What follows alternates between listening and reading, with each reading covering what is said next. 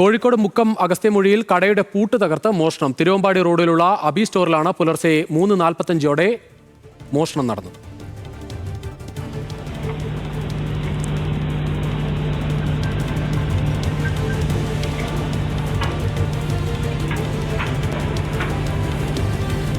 കൂടുതൽ വിവരങ്ങളുമായി രതീഷ് വാസുദേവൻ ചേരുകയാണ് കോഴിക്കോട് നിന്ന്. രതീഷ്, ഈ മോഷണത്തെ സംബന്ധിച്ച് എന്താണ് പോലീസ് പറയുന്നത്?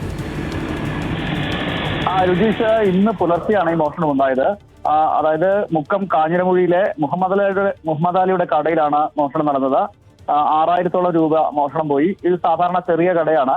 എന്തായാലും ഈ CCTV ദൃശ്യങ്ങളിൽ നിന്ന് മോഷ്ടാവിനെ തിരിച്ചറിയാനുള്ള ശ്രമത്തിലാണ് ഇപ്പോൾ പോലീസ്. കടയുടമ മുക്കം പോലീസിൽ പരാതി നൽകിയിട്ടുണ്ട്. ഇന്ന് രാവിലെ കട തുറക്കാനെത്തിയപ്പോഴാണ് പൂട്ട് തകർത്ത നിലയിൽ കണ്ടത്. പിന്നീട് CCTV പരിശോധിച്ചതാണ് മോഷണം നടന്നതായി മനസ്സിലായത്. ആണ് നഷ്ടപ്പെട്ടിട്ടുള്ളത്. ഈ ഭാഗത്ത് വ്യാപകമായ മോഷണം നടത്തുന്നതായി പ്രദേശവാസികൾ പറയുന്നുണ്ട്. എന്തായാലും മുക്കം പോലീസ് ഇത് സംബന്ധിച്ച് കേസ് അന്വേഷണം ആരംഭിച്ചിട്ടുണ്ട്. ശരി.